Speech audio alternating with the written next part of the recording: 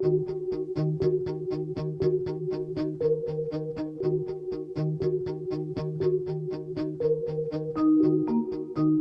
and Mary Rodwell are mother and son.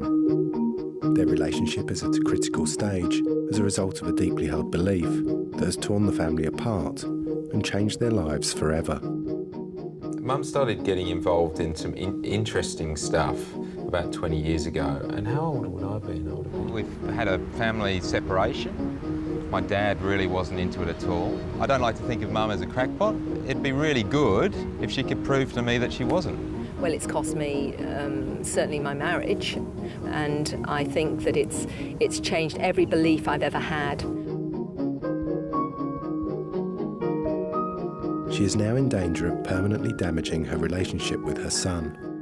I'm soon told by Chris if he doesn't want to hear any more about it. He makes it quite clear. It is a large part of your life that I can't share. My desire is for him to just at least understand why this has become important to me. More than anything, I think that's just, would like some understanding of that. This belief is not about race, religion or sexuality. It's something quite different. It's so out there, it's so sort of wacky, you know? I mean, you know, people do a lot of crazy things and have lots of crazy experiences, but I mean, this is literally off the planet, you know? We're sort of, you know, we're dealing with a whole nother sort of element there, and in the middle of it all is Mum. Mary Rodwell is one of the world's leading alien abduction counsellors. She's in demand all over the world and is constantly travelling, giving advice, lectures and public appearances. Well, I counsel and offer support to people who have interactions with non-human intelligences. Some people would say that's extraterrestrial beings. Her son Chris is a man of science. He works as a vet and empirical evidence rules his world. It's all good. I love science, you know, the method behind it.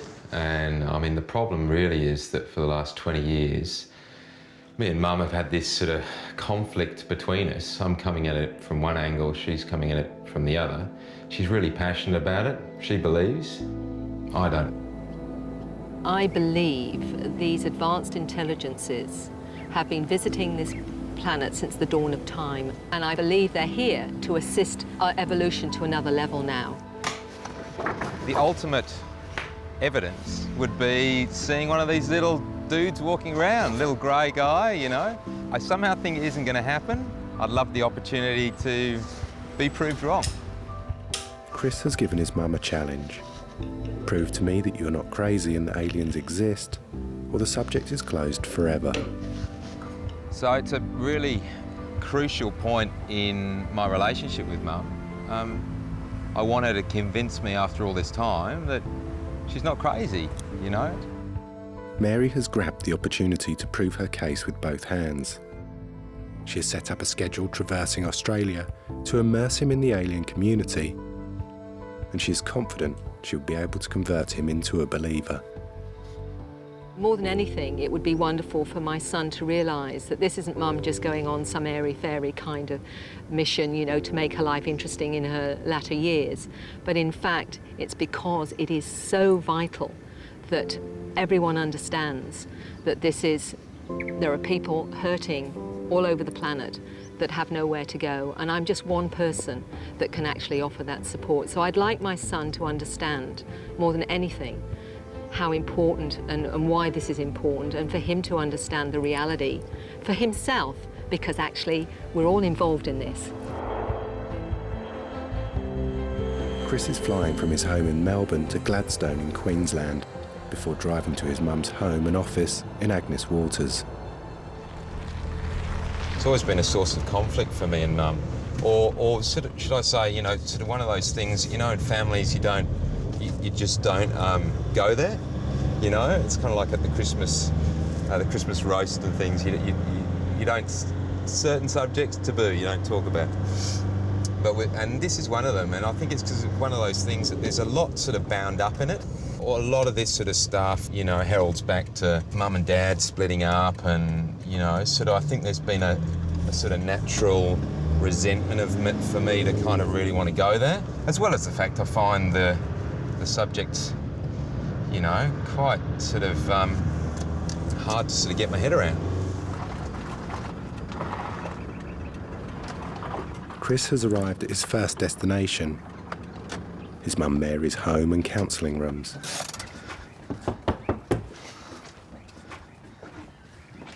All right, where are they? Hello, Where are the my aliens? gorgeous lad. There you go, Mum. Oh, mwah. Good to see you. Oh, it's good to see you too. You got the kettle on? Oh yeah, I'll get put it it on on? in 2 minutes. All Do you right. want it now or in a minute? Well, I just dumped my bag. If you want to. Yeah, I'd be lying to say that I wasn't nervous. I mean, this is a lady that's written books. She tours all over the world, and she's been to places like Oxford University and debated high-level academics and the president of the Skeptic Society, and she's beaten them. Got any freshly baked scones for me? Oh yes, that and the whole banquet, my darling. You know what I do for you, don't you? All right, Hey? no worries. All right.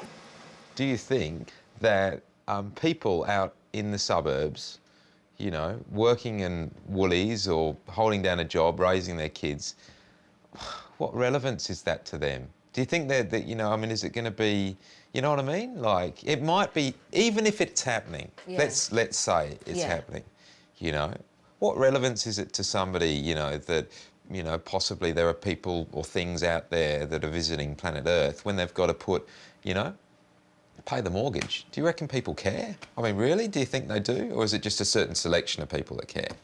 I'll tell you the relevance, because some of those people are having experience and encounters with these beings and they think they're going crazy. Housewives with children that are talking about going through walls. That's why it's relevant, because they think they're going crazy and are too afraid to even speak about it. My clients, you know, are people that, you know, paint your house. They're people that build your houses. They're farmers. They're young children. They're teachers. They're people that think they're crazy, are too afraid to even speak about it. And they're the people that come to me. So that's Mary is desperate to get on with presenting her case, and before they set off on the road trip, she has brought her first witness to her house to tell Chris his story. Greg Lenole is ex-Navy. He claims to have been abducted by aliens and been on board a spacecraft. Today, Chris will get to witness a counselling session and hear Greg's account firsthand. Hey, Mary. Hi there, Greg. Good to see you. Oh, well, welcome, welcome. I know it's a bit cold today. I've got the heater on downstairs and I've got someone I want you to meet.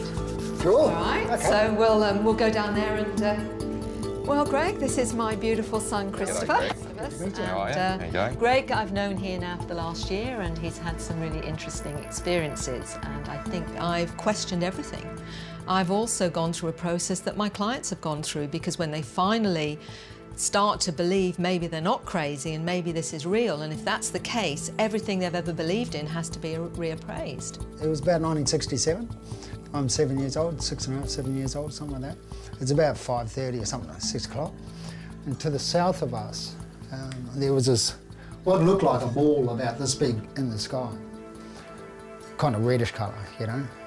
And as I'm looking at it, I've said to my dad was there, and I said, "Hey Dad, what's that?" And he goes, "I don't know." He says, "Maybe the Air Force have something like this." Well, as it, within a few moments, this thing's just got bigger and bigger and bigger and bigger, till finally it was like, well, it was right on the football field. It was huge. Like the football field, there was more of it going out past the main road. The red is now really strong. Also the sun's starting to set a bit more, but the red colour is really strong. And this craft, it was kind of an oval shape. There's a couple of hundred people underneath this thing and around it, looking at it. And then Dad says, "It's time for dinner. Come on, boys, it's time for dinner." And I was like, time for dinner. So we start heading in. What I noticed then was that literally everyone turned at the same time. And instead of actually, you know, like either running or something like that, they just all turned at the same time and very calmly walked back to their houses. I'm sort of lagging behind, and I just really want to look at this thing, because I've never seen anything like it, you know. And It's like spitting out all this phosphorus, right? And it's like, hey, wow. It's really bright. And what it does, it comes over the top of you and it literally lifts you up. And what was really interesting is I didn't remember going through any doors, right? It was like you were materialised or dematerialised or something. And then, so when I'm inside there, this craft is really big, like, you know, several stories high. Like, I'm not the only person who went on this craft, okay? Those kids didn't actually walk off, okay? This is where we start getting a bit weird, mate. Like, It's already been pretty weird, so... Okay, all right. It was a mixture of interest and kind of what the, and trying to sort of go, you know, sorting out, you know, what seemed to be incredibly rational, credible descriptions from something that's like out of the movies. Very passionate kind of guy, and I think utterly convinced about what he saw or what he thinks he saw. And it literally lifts you up. But there is something in Greg's testimony that has Chris intrigued, and he can't dismiss it out of hand. You get hyper-fed information. I can have a conversation with an astrophysicist with no problem whatsoever. Yeah, I can understand physics, no problem whatsoever. I understand all of this stuff. Never, ever, ever did any of that. I was an F-grade student. I mean, he's describing to me about, you know, black hole, like high-level astrophysics. Now, he seems to have more than just a brushstroke idea of a lot of this stuff. You're positive you haven't dreamed any of this. This is kind of like, this is, you know... The biggest question I ever asked was this a dream? Yeah. More often than not, I've asked this. In fact, until I met Mary and a few other people, wackos here like me, you know, I never really spoke this to anyone because it's just too out there, mate. You know, like who's this fruitlet thinks he gets picked up by spaceships and aliens? Greg is a very credible witness, and despite her reservations about their validity, Mary has arranged for Gavin Wilson, a polygraph tester for the federal police who trained with the FBI, to come and conduct a polygraph test with Greg in an attempt to give Chris the empirical evidence he craves. What I've been asked to test you on today is about your contact with UFOs or aliens, and we want to find out whether you've definitely seen those, okay? Bit of science, Mum. You've got a bit of a, you know, you've got a bit of a bugbear around science in general. So. No, I haven't, not in the slightest. But I'll tell you... Mum, you have? Yeah. You do have? No, only when I think it's limited. In the last 20 years of your life, did you ever tell a serious lie to someone you loved? No. A lot is riding on the result of the polygraph test. I think he's going to pass the lie detector test. I've got no doubt. I think we'll see that as a clear pass. Do you intend to deliberately lie to any test question? No. If we're talking about finally accepting on this planet that we're not alone in the universe, it's bigger than anything else humanity can take on board. Just think about it. Finally, you know, we're not at the top of the intelligence pyramid. Oh my God, how are we going to deal with that? And what does that mean about what we understand about ourselves and our history? Because they've been visiting us for millennia. Okay.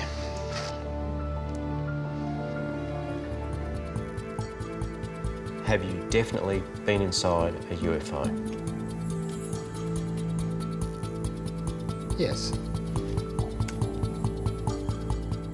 I think he's going to pass the lie detector test. I think utterly convinced about what he saw or what he thinks he saw. Are you 100% certain you've seen a UFO?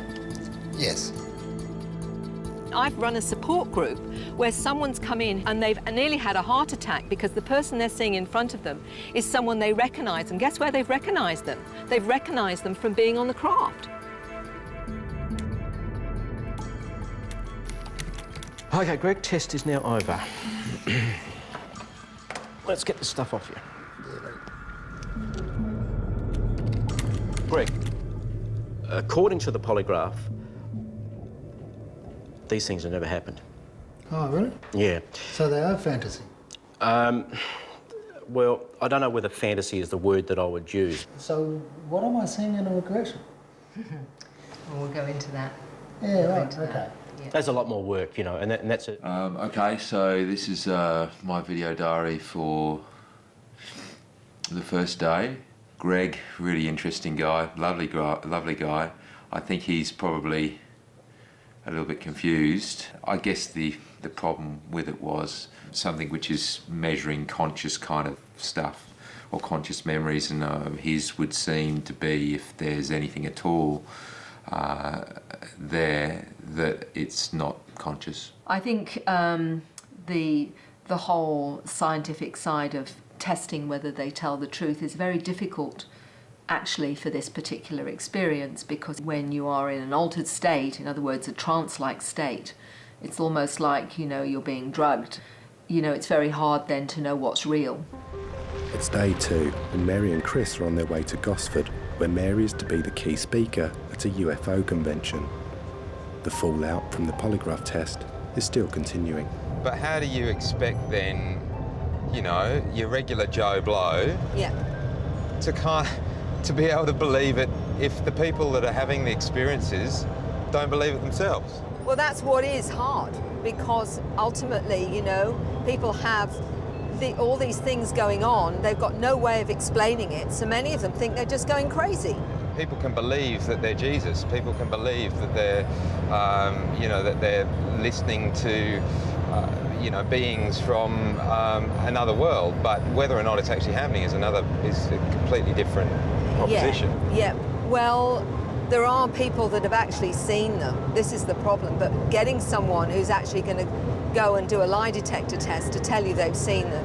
Most of them are whistleblowers, You just said that there's that many. How many people in America who believe? So how hard is it to get somebody that's going to pass a lie detector test or multiple lie detector tests about whether or not they've seen an alien? Well, some may very well be able to do that. But, you know, Greg was one of those that's still coming to terms with the possibility. With the evidence presented so far being discredited, Chris is now wondering whether his mother may be delusional. I mean, she's my mum. I love her to bits. I would like to think that nothing would come between us, but she's a bit balmy, and she probably will get balmier too. You know, I've told her I'm gonna pick her up at some point, and she's gonna be, you know, wandering around the streets. But you know, I mean, I said to your mum, you're 2 steps away now.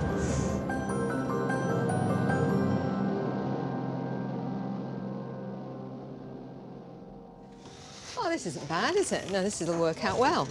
Hello, ladies. Hi, Mary. Nice to see you again. Right, well, we'll where do you need we'll to go up in front there. Okay. Looks like Hugh's up there, so we'll... Right. Hello, Hugh. Oh, nice to see you. Today, Mary will be the guest of honour at the Gosford UFO Society. Chris will get to witness the high esteem in which Mary is held by the alien community. Well, good afternoon, everyone.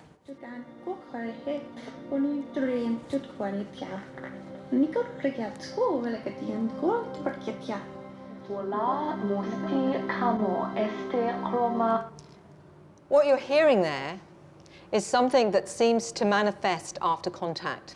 And this is what I call evidence of an experience, because you don't start to come out with strange languages if it's just an hallucination. They often will have out-of-body experiences and have this experience of going through walls. Yes, you could say, are they sleepwalking? But you can't be outside with all the doors locked from the inside and sleepwalk. Some of them, I think, may be even interdimensional beings, and some of them may even be from our future. We just don't know. This is the trouble. From whistleblower sources that I've spoken to, have said there might be at least 50 or 60 that the military actually know about that haven't been disclosed. There perhaps is many, many more. And I call it a bit of a catalyst to waking up to a greater reality. And I think it's really important to remember that it's a journey. And that it's a journey of joining the dots, even if the dots encompass the universe. Only on 2 occasions have I struck people who feel they've been abducted. Yes. One was quite interesting, that he was abducted from about the age of 3 through to about the age of 14, when he then moved from England to Australia. And he said since then he's had no further contact. Now, how do they follow them through their life if they remain in an area where he moved such a dramatic distance? They seem to have lost contact. Is that normal or not? I don't think it matters where you are on the planet. If they've got your energetic imprint, if you like, they know where you are. It just may be that they've not needed to work with him at certain periods in his life. Yes. My question is that those languages that were spoken, those that spoke the language, do they know where they come from or who they are in relation to? Because I've recognised one of those languages. You recognised one of the languages, did you? Do you have a sense of where it's from or how you know about this language on any level? I hit the wall, didn't want to hear about aliens, didn't want to talk about aliens, didn't want to listen to aliens, alien language, look at alien symbols, talk about crop circles, talk about orbs, all the other stuff that's just done with aliens. How many of you have actually seen a UFO? There's quite, I would say, what, Joanne, how many? 50%? More. It was nice to see him there listening to my overall take on my work. I think he found it interesting to just not only see his mum, I suppose, doing her thing. You kind of just push the play button on Mum and she just, you know, she can talk for hours on this stuff. It's incredible. I mean, and she doesn't seem to get tired at all. So that's 25, and that's 50, 75, 85, all that kind of stuff. And eventually, you know, hopefully we actually see the spacecraft at the end of it. And that's it's you know, it's just draining. I mean, I left home a long time ago, so we don't spend a lot of time together. You know, she's got her life, I've got mine. And as we gradually start to come to terms with it, maybe we'll actually get them landing and saying, hi, I'm from wherever, or whatever. But, okay. Hey, Mum. We're all set to go now, Are you finished? Yes, I'm done. I'll speak tomorrow.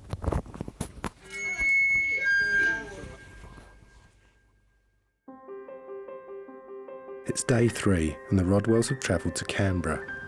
The stress on their relationship is starting to become evident. Just like a UFO.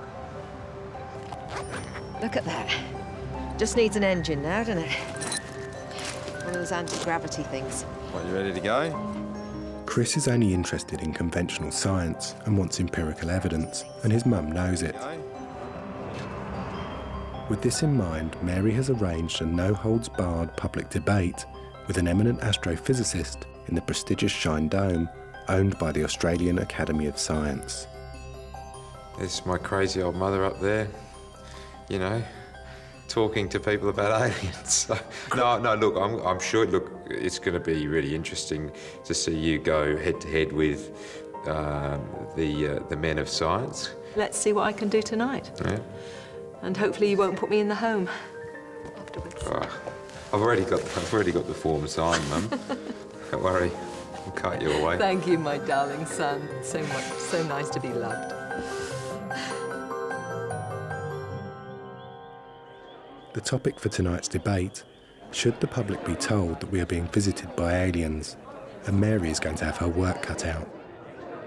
Her opponent, Dr. Lineweaver, has been researching this topic for decades, and he's on home turf. Many in the audience are his students.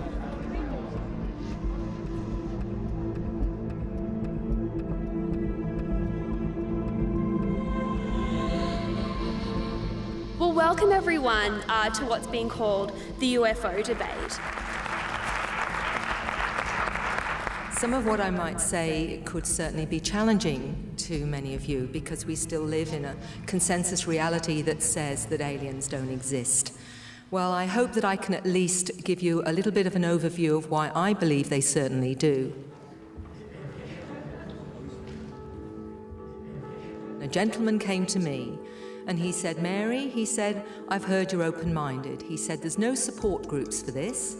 He said, I am considered a loony if I talk about it. And he said, and I've had contact with non-human intelligences, but not only myself, but my whole family. You get a whole range of people. Housewives, small children, a little boy of 5 saying to his mum, I don't mind going through the walls and they teach me more on the ships than I learn at school. Where is this coming from?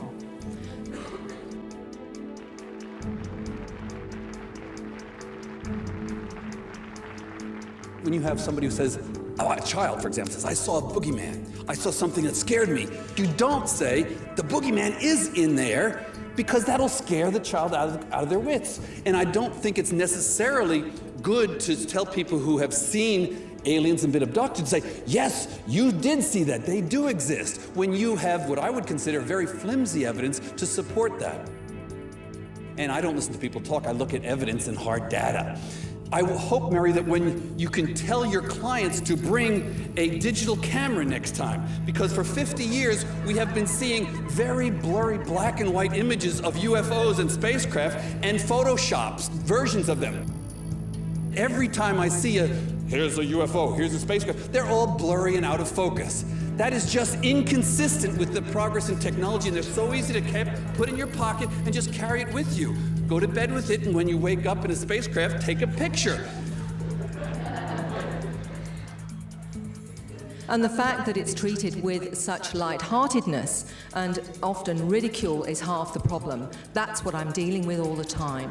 So this is part of the reason why you don't hear about it, and there's the elephant in the room and nobody talks about it. So let's go to the next part of what I would say to you. There are cartloads, absolutely cartloads now of images, people just taking pictures and having a UFO in them. People who don't believe in UFOs are actually seeing them. In focus. Absolutely in focus.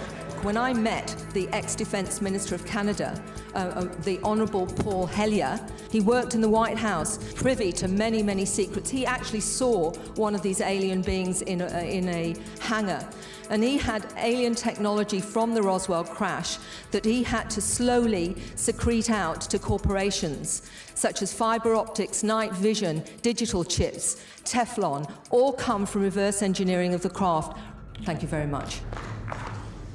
So one question, did aliens invent Teflon? Look, I'm going from my research in 1,600 cases in terms of their experiences on the craft and what they either tell me from conscious memory or they tell me through hypnosis. They describe, yes, genetic material is taken, but they're also taught quite amazing things from the origin of the species right through to quantum physics. But Einstein, was he visited by aliens? What do you think? The sort of expert physicist, he sort of really, he really had a kind of quite a flippant attitude. And he said, this is mathematics of the future. And this was who is this guy? Professor Brian Josephson, if my memory Brian serves. Josephson, yes, I know him. Was he the only one who said this was mathematics of the future? Because Brian Josephson is fallen into quite some disrepute. I was at a conference with him about 2 years ago, and he's really gone off the deep end by most right. Scientists would say that. So both of them said exactly the same thing. Mary. So maybe both of them have a problem. Can I ask I don't know. Well, we do have more than 2 mathematicians in the world. I did shift, and it wasn't a shift necessarily a quantum leap in my belief of the subject or the or UFOs or whatever. It was just the fact that I think it was a pretty natural response that someone's attacking Mum, and I felt, attacking my little old Mum. Given the fact that we've just made these amazing discoveries where we've almost had to sort of reinvent the way that we approach physics over the last 100 years. Fundamental re-understandings of things. Absolutely. Yes. Is it entirely possible that we could do the same thing with a subject like extraterrestrials?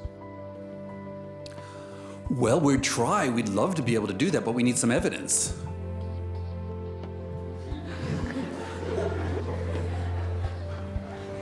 The essence of his argument was show me the evidence, which is the essence of the whole argument. I mean, it's always going to be the essence of the argument, unless we can see tangible evidence. I'm going to put the proposition to you, and that is, that we have been contacted by extraterrestrial life and we should tell the public that we are not alone. Can I see all of those in favour?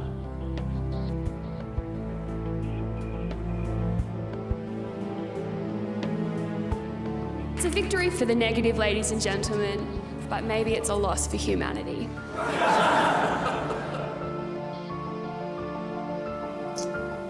Whether or not you believe or you don't believe, you can't take away from the fact that, you know, she's out there fighting a fight that she believes in, and I think there's a lot to respect about that. So she did good, Mum. She did good.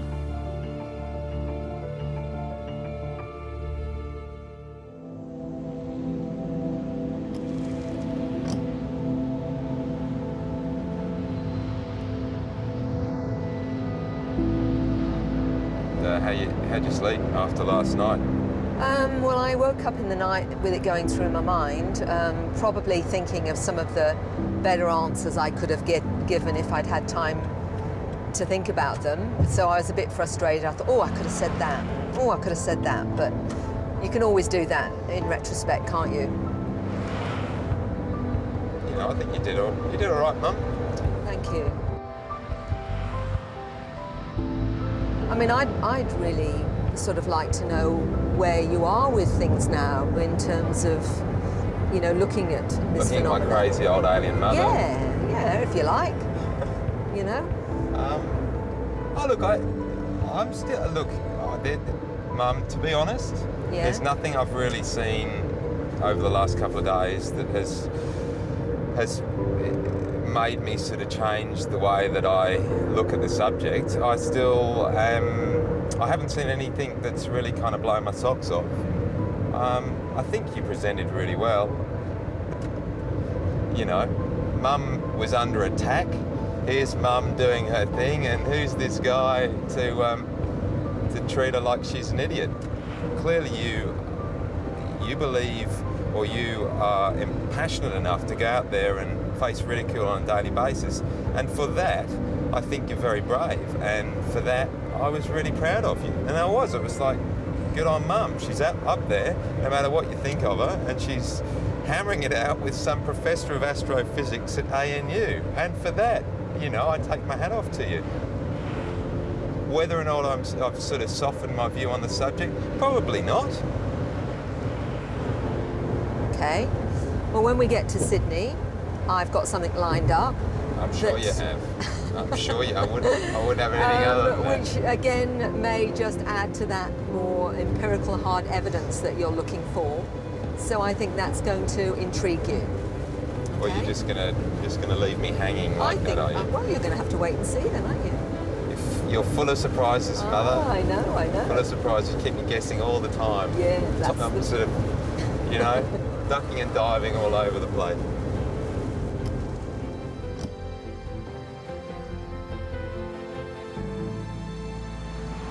Mary's confidence is growing, and she is about to play her ace card. Her quest to show Chris scientific evidence now takes the Rodwells to a Sydney suburb. But before they get there, Mary wants to address the issue of photographic evidence.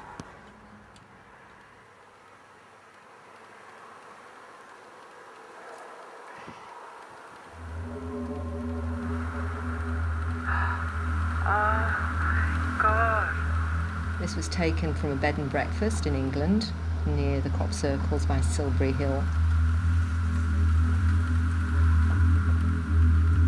It's quite cool.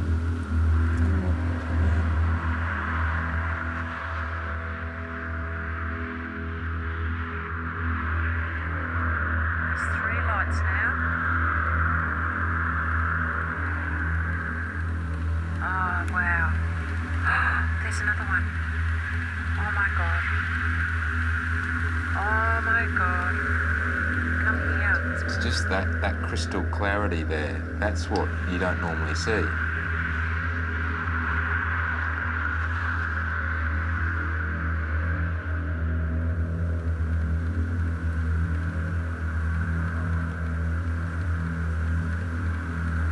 Here's another one.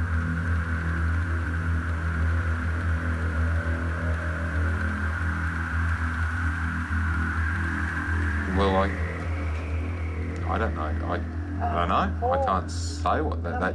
It doesn't look like anything that I've seen before.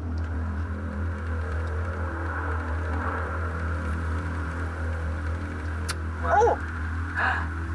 There's another. Oh my God! That's not fireworks, mate. No, I don't think it is either.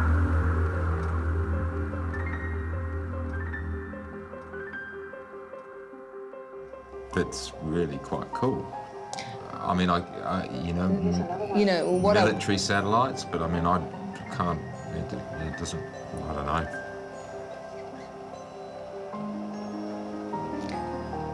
Well, when that astrophysicist last night said, you know, little dots and what have it, he's not seen what's available. Well, why didn't you know, show this last night? Because I didn't have time to show this. If I'd had... I'd have started with this.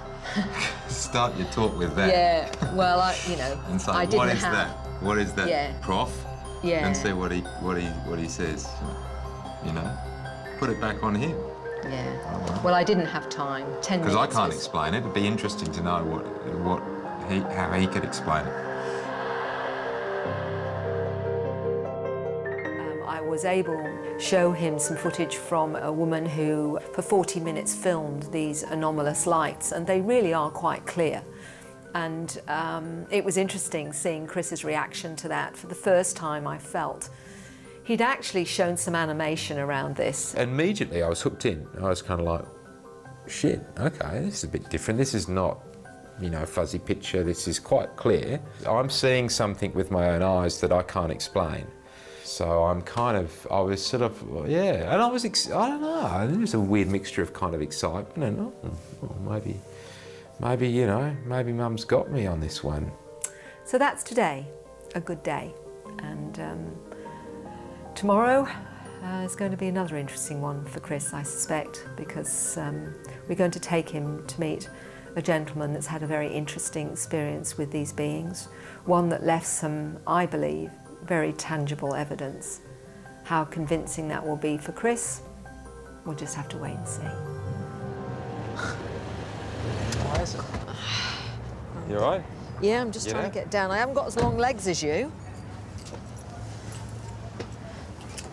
Hello. Hello, Peter. How are you? Long time no see. Yeah. Great to see you you been, again. Mary? Oh, I've been good. Good to see you. Oh, and you. Always been a good. while. It's day 5 and Mary has arranged to introduce Chris to Peter Curry. Peter is a security guard and a devoted family man with a remarkable story to tell about an alien encounter that he claims left him with the Holy Grail, DNA evidence. No, what happened in 1992 was something you don't expect. And I've never had an experience or heard of experiences that have happened during the day. And this is 7:15 in the morning. I'm lying there and I feel like something jumped on the bed like a cat.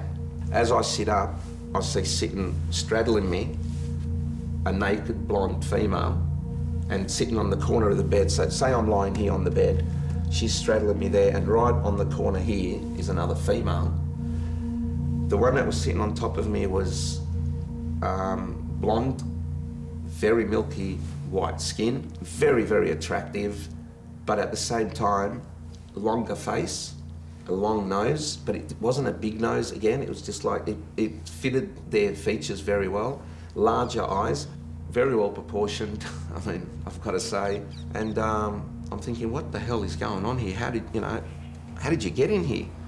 And as I'm thinking this, I sit up, and as I sit up, she's cupped the back of my head with both her hands and pulled me to her breast, left breast, and pushed my face into it.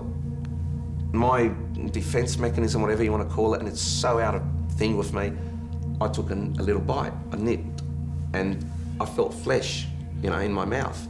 I didn't taste blood or anything, but I felt this bit of flesh in my mouth. I thought it was a bit of a nipple maybe. And as it hit the back of my throat, it was like you poured acid down the back of my throat, just this really bad chemical reaction. I started coughing, very heavy coughing, and as I've looked down and coughed, I've looked up and I saw them looking at each other, and I picked up what they were saying. They weren't speaking, but it was telepathic communication again, and it was he's done this wrong, something's gone wrong, this isn't the way it's supposed to be, he's done this wrong. And I'm like, what the heck, what are you going on about? I could pick on it, I could hear it.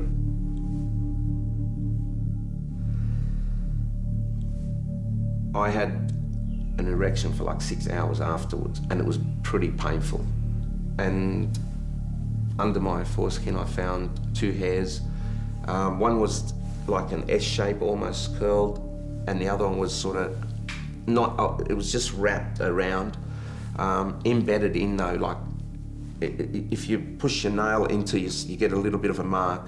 That's what they were embedded. I could see that they weren't on the surface. And as I tried to take them off, peel them off, it was total agony. And so I knew it had to be from them. Peter released his sample for DNA analysis, which was conducted by a biochemist. The results that came back were extremely unusual. And mate, I was bombarded with phone calls from the scientists. Come to our house, took hair samples from me, hair samples from Vivian, blood from me. So it was starting to get like a forensic investigation. What they found was the analysis confirmed the hair came from someone who was biologically close to normal human genetics, but of an unusual racial type, a rare Chinese Mongoloid type, one of the rarest human lineages known, that lies further from the human mainstream than any other, except for African pygmies and aborigines. There was a strange anomaly of it being blonde to clear instead of black, as it would be expected from the Asian type mitochondrial DNA. The study concluded the most probable donor, therefore, must be, as Curie claims, a tall blonde female who does not need much colour in her hair or skin as a form of protection against the sun, perhaps because she doesn't require it.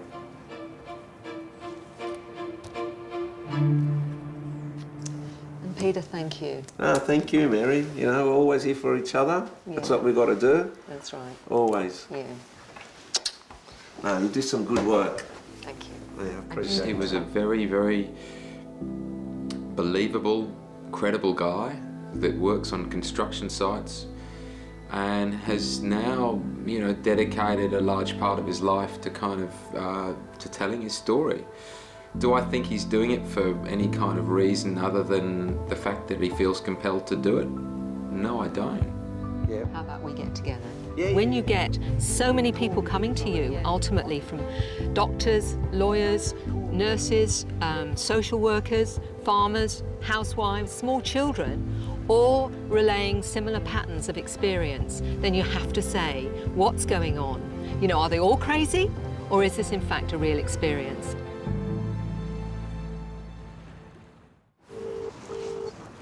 Chris has decided he needs to talk to Peter Curie again.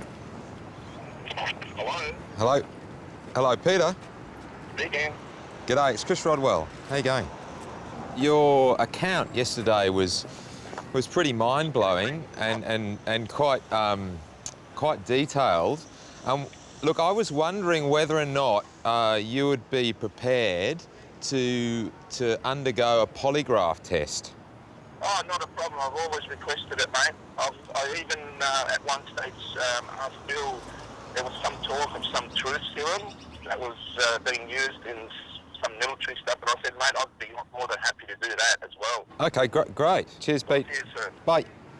Bye, mate. It makes it much more believable to me, the fact he was so eager to do the polygraph test. I mean, how can it not? There's a guy saying, without a hesitation, without a shadow of a doubt, yep, I'll do it. What can you go, okay, well, right.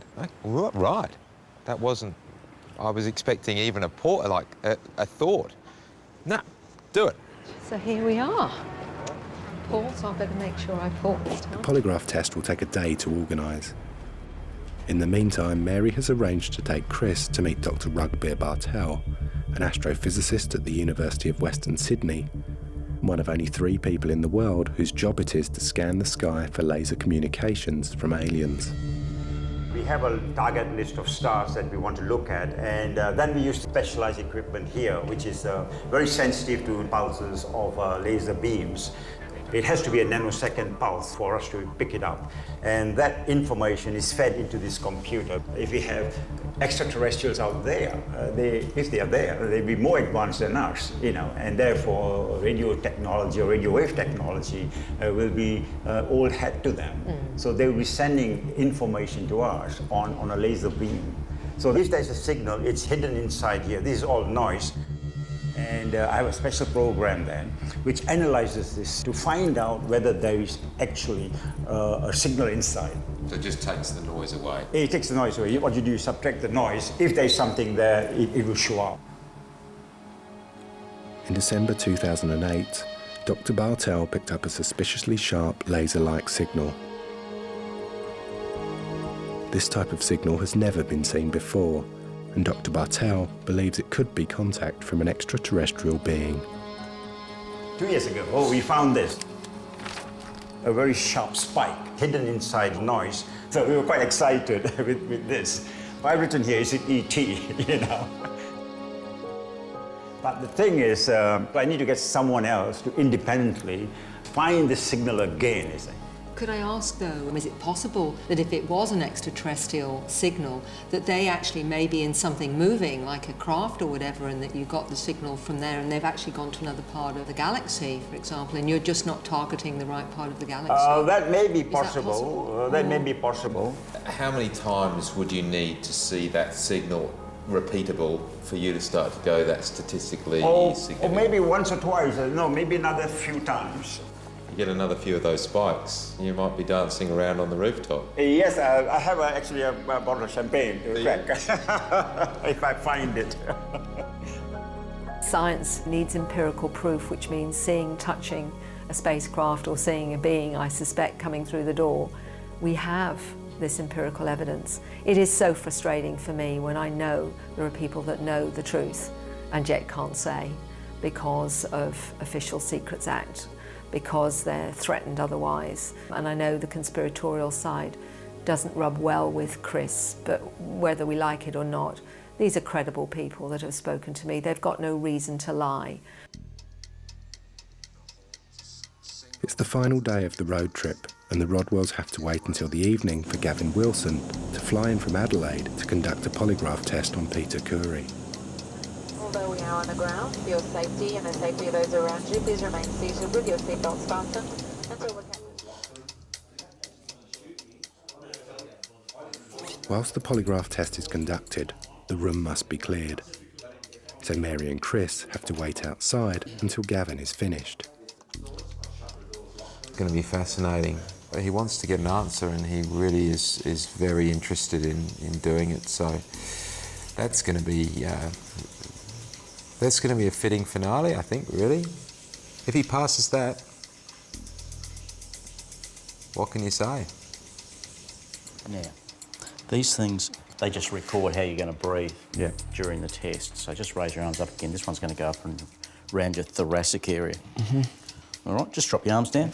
Yeah. Those sensors on your fingertips, they record perspiration, right? Yep. Okay. If you're feeling faint, if you're feeling uneasy, queasy, whatever, let us know if you do. Yeah. Relax there.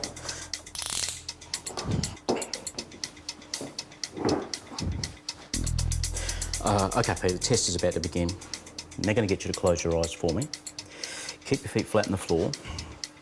Don't move and answer each test question truthfully. Is today Wednesday? Yes. Is your first name Peter? Yes. Do you intend to deliberately lie to any test question? No. In July 1988, did you definitely witness 5 aliens in your bedroom at your parents' home in Hurlston Park? Yes. Did you lie to me when you said you definitely witnessed 5 aliens in your bedroom at your parents' home in Hurlston Park? No. Is honesty more important to you than loyalty? Yes. Did you deliberately do anything to try and beat this test? No.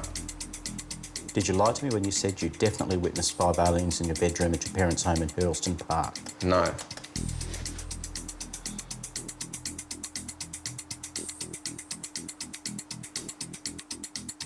Okay, test is now over. Just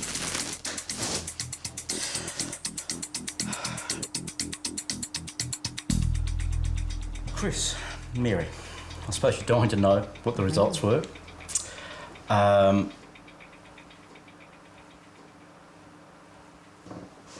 Peter passed the test. Great. I'm happy.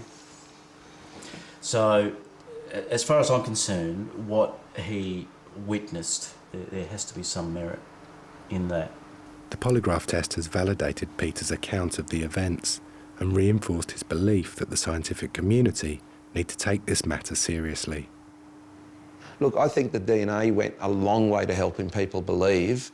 Hopefully with a polygraph to back it, people can then sit back and say, well, if the guy's not lying, there's got to be something there, you know, and if there's something there, and if it's 5% of all the reports around the world, if 5% of those reports are legitimate and mine is part of that, then, geez, we've got a phenomena we need to look at. I mean, the results actually haven't surprised me because I've always believed Peter, and I know that he's got absolutely nothing to gain by saying something so incredible. Chris. Yeah. What's your reaction? Oh, look, what's my reaction? I mean, I can't sort of sit here and say, look, here's a guy who's put himself on the line. He's told a very amazing story, sat a polygraph test, passed a polygraph test, and say, you know, I can't. There's got to be some other explanation.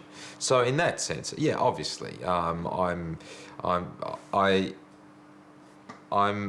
open-minded enough with Pete's story. Does that mean that does that mean that, you know, I'm a convert? Chris, if anything, though he's got a healthy skepticism, he's also very open-minded. And I think that with what we've just seen tonight, I think that's definitely got to make some difference in terms of how he views this. It was an amazing day to cap off an amazing kind of time. And, you know, I guess I keep coming back to the fact that, you know, after having looked at everything, the only certainty is that there's still uncertainty. And the more questions you ask, the more you find. And it just keeps going round in this sort of circle. I mean, there's a little thing where you go, oh yeah, I can kind of see that, and I can understand that, and that seems real. You know, the most credible parts of this whole investigation really have been the lights that Mum showed me. Can't explain those still. And a guy who says he's been abducted by aliens that's passed a polygraph test. You can't deny that. I can't deny that, you know, and I have to take that on board. You know, has it swayed me? Yeah, it swayed me, but it doesn't mean that I'm a believer. I'm not going to go yelling from the rooftops that I think we're being visited by aliens and that UFOs exist. Yeah, but you know, you gotta say, well, I don't know.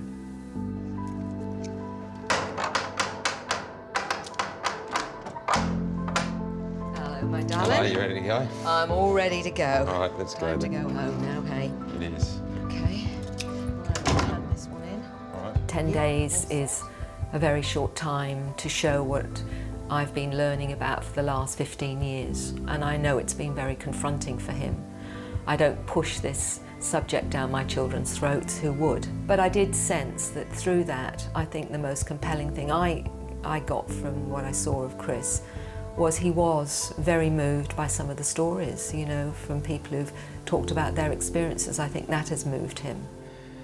I suppose in the end, though, what I have seen and what's been just as important to me as investigating the subject is, you know, seeing Mum work and seeing Mum tick. And it comes full circle to the fact that, you know, Mum is a, you know, she's remarkable in that sense, that, you know, she's always been a helper, and people love her for that, and I love her for that, because I think it takes remarkable courage to do what she's doing.